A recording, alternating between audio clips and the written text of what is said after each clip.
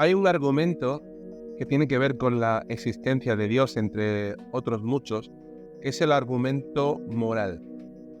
El argumento moral nos lleva a darnos cuenta, a considerar el origen de nuestras nociones, de lo que entendemos como bien y como mal.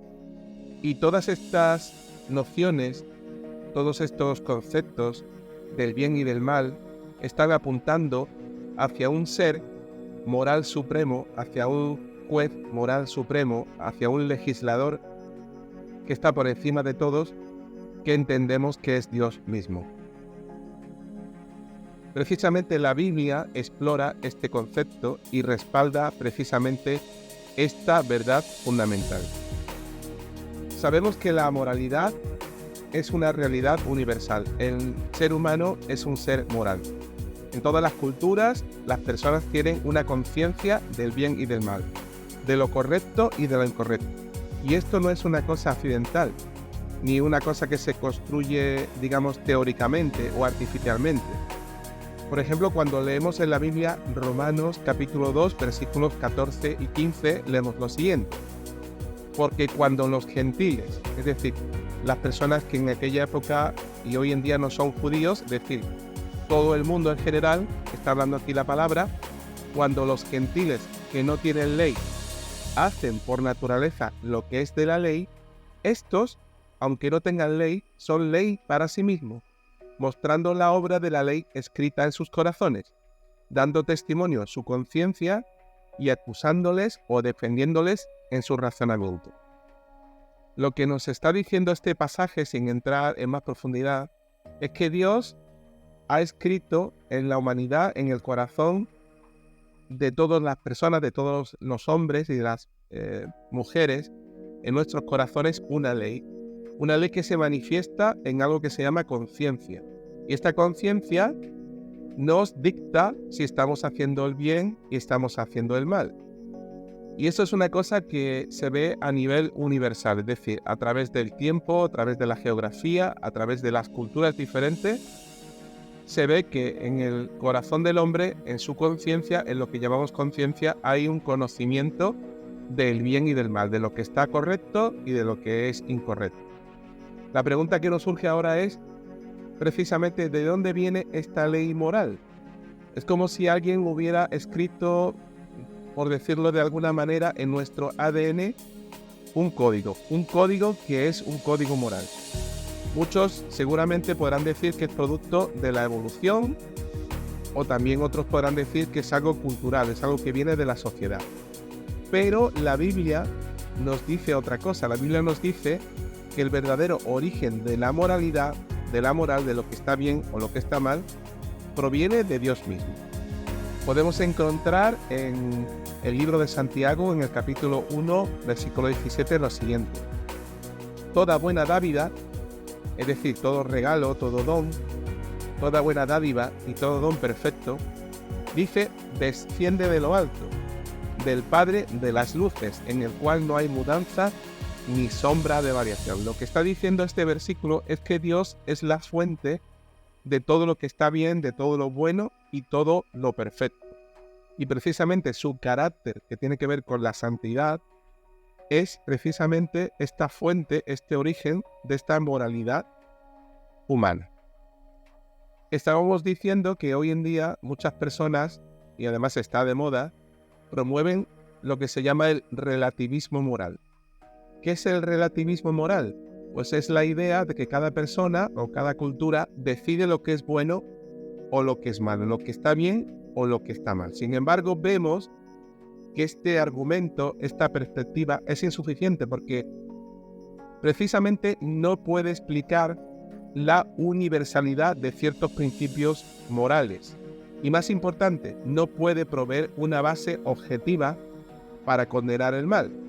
Dicho de otra forma, el relativismo moral dice que lo que es moralmente correcto, lo que está bien o lo que está mal, no es algo universal, no está en todo el planeta, no está en todas las culturas, no está a lo largo de toda la geografía, sino que depende de las circunstancias, de la cultura o de las preferencias, por ejemplo, de cada persona. En otras palabras, según este relativismo moral, esta perspectiva, cada persona o cada sociedad decide qué es lo que está bien y lo que está mal. Pero claro, esto tiene muchos problemas. Por ejemplo, bajo este relativismo moral, una cultura, por ejemplo, podría decidir que el sacrificio humano está bien, mientras que en otra cultura podrían condenar los sacrificios humanos. O de la misma forma, una persona podría justificar el robo en determinadas circunstancias personales, mientras que otra persona condenaría el robo en cualquier situación. Aquí el problema es que según este relativismo moral, los dos puntos de vista serían igualmente válidos, porque no existiría, digamos, una moral absoluta que las guíe. Como vemos, esto es muy problemático y además tiene muchas complicaciones. Uno de ellos, como hemos dicho, es que este relativismo moral no puede explicar que estos principios morales que están en todo el planeta, que son los mismos, pues estén ahí, a pesar de las diferencias culturales. Porque hay ciertas normas, se saben, los antropólogos lo saben, los historiadores lo saben, que hay normas que son iguales y que se observan en todas las sociedades humanas. Por ejemplo, en todas las sociedades humanas del planeta, históricamente, geográficamente hablando, se prohíbe el asesinato. En todas se rechaza la mentira. Y en todas, por ejemplo, la importancia del respeto por los demás son valores que se encuentran en todas las culturas. Y todo esto lo que nos está diciendo es que hay algo más profundo que la simple explicación cultural. Hay un estándar moral, hay una moral universal que trasciende, que está por encima de las diferencias culturales y que aparece, como digo, está inscrito, grabado en la naturaleza humana, en el mismo ADN humano. Y aquí la pregunta de nuevo sería, ¿de dónde proviene este estándar universal? Podemos poner muchos ejemplos, por ejemplo, el tema del principio de justicia.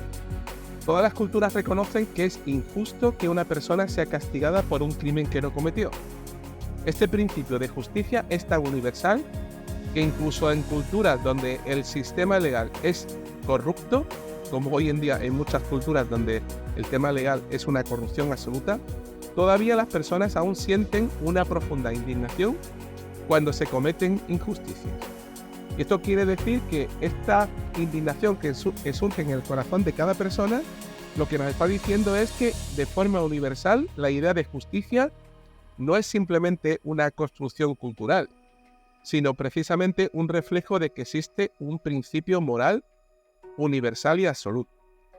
Otro problema que podríamos tener es que si creemos en un relativismo moral, que no se sabe lo que está bien o lo que está mal, pues ¿cómo vamos a proveer una base para la justicia y para condenar el mal si no sabemos lo que está bien ni lo que está mal? En una moralidad relativa no hay base para juzgar ninguna acción. Los jueces no tendrían trabajo. Cualquier intento de condenar actos como por ejemplo el genocidio, la esclavitud o la tortura, pues bueno, depende de la opinión de cada uno, depende de la cultura, y ya no podemos considerar malo a lo que una cultura podría considerar bueno. Y esto es un problema bien claro que además estamos teniendo ya en nuestra sociedad. Y además no es algo nuevo. Por ejemplo, en el horror del holocausto nazi hacia los judíos durante la Segunda Guerra Mundial, este tema creo que es considerado por prácticamente todo el mundo como algo malo, como algo horroroso. Sin embargo, si aceptamos el relativismo moral, deberíamos admitir que desde la perspectiva de la cultura nazi, desde luego, este holocausto judío no era malo. Es más, en esa cultura nazi que había en Alemania en esa época, era incluso bueno. Estas acciones eran moralmente justificables. Y así además se vio en los juicios de Nuremberg en Alemania, que en este caso condenaron las atrocidades, el horror del holocausto nazi, que los oficiales decían que ellos estaban recibiendo órdenes y estaban obedeciendo esas órdenes y como soldados estaban haciendo lo correcto. Y eso desde luego no lo podemos entender. Además eso pone de manifiesto la incapacidad del relativismo moral para ofrecer una condena objetiva del mal. Si no hay una moral absoluta que trasciende la cultura, la geografía, la historia, etcétera, nunca podríamos saber qué está bien o qué está mal. Precisamente en su tiempo, ya el profeta Isaías, en el tiempo de que el Israel se había alejado de los caminos de Dios, que adoptaban prácticas que iban en contra de la ley de Dios, el profeta Isaías denunciaba ya esta perversión moral del relativismo moral, que yo creo que hoy en día está más en vigor, más de moda que nunca. En Isaías capítulo 5, versículo 20, el profeta Isaías decía: «Ay de los que a lo malo dicen bueno y a lo bueno malo, que hacen de la luz tinieblas y de las tinieblas luz, que ponen lo amargo por dulce y lo dulce por amargo». Desde luego que este versículo es un recordatorio de las consecuencias tan negativas, tan devastadoras y tan increíblemente negativas del relativismo moral. Cuando la humanidad se aleja del estándar de Dios, de lo que está bien y de lo que está mal, el caos moral es inevitable. Lo que hoy consideramos malo puede ser considerado bueno mañana, y sin esta moral absoluta, sin este estándar absoluto, perdemos la capacidad de condenar lo malo y de que pueda existir una justicia. Precisamente la Biblia nos enseña que Dios no solo es el origen de lo moral, de la moralidad, sino que Él mismo es el ejemplo perfecto de cómo debemos vivir. Y esto lo vemos en Jesús. Jesús es Dios hecho hombre. Jesús vivió una vida moralmente perfecta, y la moralidad de Jesús trasciende su época, trasciende su cultura. Él no solamente enseñó principios morales, sino que los vivió en su vida y en su ministerio. Cuando recordamos, por ejemplo, en Mateo capítulo 5, versículos 17-18, algunas palabras que dio Jesús en el Sermón del Monte, Jesús precisamente subraya, enfatiza la importancia de la ley moral al decir: «No penséis que he venido para abrogar, es decir, para quitar, para estar en contra de la ley o los profetas. No he venido para abrogar, sino para cumplir. Porque de cierto os digo que hasta que pasen el cielo y la tierra, ni una jota ni una tilde pasará de la ley hasta que todo se haya cumplido». Jesús nos demuestra aquí que la ley moral no es un conjunto de reglas, de normas, porque sí, arbitrarias, sino un reflejo del carácter mismo de Dios. Él cumplió la ley a la perfección, mostrando que la verdadera moralidad no se trata solo de obedecer reglas, sino de vivir en armonía con lo que Dios dice. Para profundizar en esta reflexión, consideremos cómo Jesús vivió la ley moral más perfecta, que es la ley del amor. En Juan 13, 34, 35, Jesús nos dice: «Un mandamiento nuevo os doy, que os améis unos a otros, como yo os he amado, que también os améis unos a otros. En esto conocerán que sois mis discípulos, si tuviereis amor los unos con los otros». Juan capítulo 13, versículos 34 y 35. Ese es el principio moral más importante.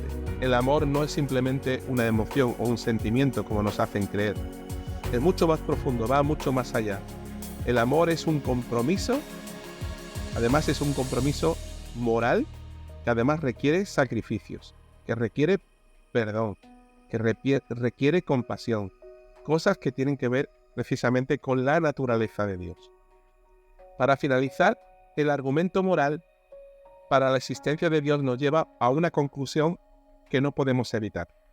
Si existe una ley moral, objetiva, universal, es que debe de haber alguien que ha grabado esto en nuestro ADN. Si no, no se puede explicar cómo en diferentes culturas, a lo largo del tiempo, a lo largo de la historia, todos tenemos esta moral grabada, esta conciencia grabada, que es la misma en el corazón de cada ser humano del planeta. Si esto es así, es que debe de haber un legislador moral supremo. Que debe haber alguien que ha hecho esto, alguien que ha grabado esto en nuestros corazones, en nuestras mentes y en nuestra conciencia. Y desde luego eso no puede haber sido nadie en concreto. Eso tiene que haber sido hecho por un ser superior, por un ser moral y por un ser además que tiene una moralidad buena y una moralidad amorosa, como estamos viendo, y ese ser tiene que ser Dios. Sin Dios, la moralidad no tiene ningún fundamento sólido y ningún fundamento objetivo. No tiene sentido. Le llamaríamos a lo bueno malo y a lo malo bueno, como precisamente está pasando hoy en día. La gente se está alejando de Dios y ya no sabe lo que está bien y lo que está mal.